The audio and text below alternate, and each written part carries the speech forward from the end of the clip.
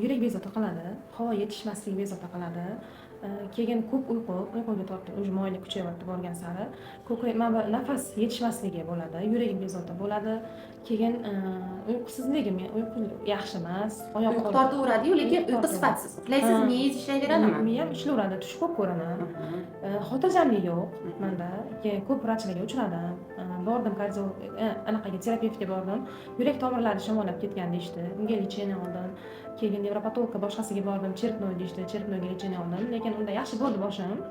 Hozir baribir og'riq bor boshimda. Ertalabki turishimda boshimda og'riq bo'ladi albatta. Keyin ko'nglanishi uchraydi. Uni endi o'tib hisobiga deb anaqasam aytishdi. Keyin bosh chap tomonimda og'riq bor. Kuchli bo'ladi og'riq. Qulog'imda og'riq bo'ladi. Keyin ko'zimda og'riq bor. Oyoq qo'lim bo'shashib ketishi, uyqu tortishi, shunaqa yuragim bezovta. Bo'g'imlarda og'riqlar yo'qmi? Bo'g'imlarda og'riq bor. Bo'g'imlarda ham og'riq bor. Bo'g'imlarimda og'riq bo'ladi. Yurak og'rig'i doim bormi? Yurak og'rig'i mana shu kelib qoladi-da, to'satdan mana shu kelib qoladi, havo yetishmaydi, oyoq qo'lim bo'shashadi. Shu ko'krak qismimni ochib tashlagim keladi-da qo'lim bilan. Bezovta bo'laman rosa. Hech qayerga sig'mayman. Уже xuddi havo o'rkiga tushmagandek bo'ladi. Havo yetishmaydi, xuddi o'zimni o'lib qoladigandek tuyuladi meni nazarimda. O'zimga shunaqa tuyuladi. Shu shikoyatlar bilan keldim. Yurak urishi joyida.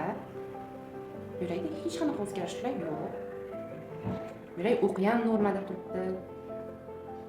Hatto metabolik o'zgarishlar, yengil metabolik o'zgarishlar ham yo'q. Ergaysiz. Mana plоский tip erga deydi mana shuni. Mana beta ritmda bu.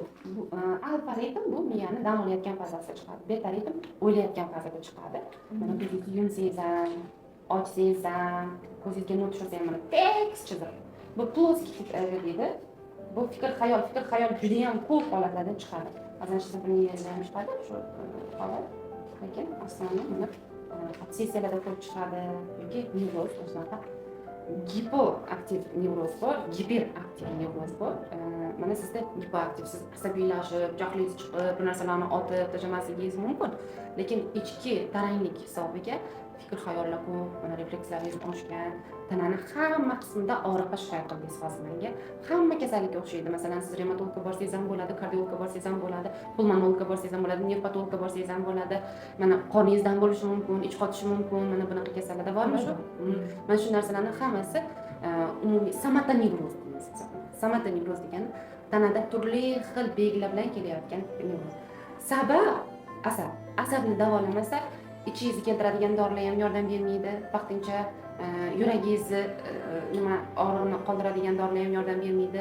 Nafasingizni ochib tashlasangiz ham foyda bo'lmaydi. Mana shunaqa. Chunki sabab asabni davolash kerak. Masalan, boshingizda o'zgarish bor deganda, qoldirganda yana doktoringiz o'zgardi. Boshingizdagi o'zgarish plоский tip degani. O'sha narsa, fikr xayol degani.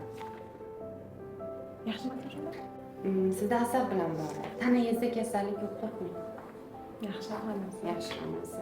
Faqat asabingizni tozalash kerak. Hammasi bir xil chiqadi.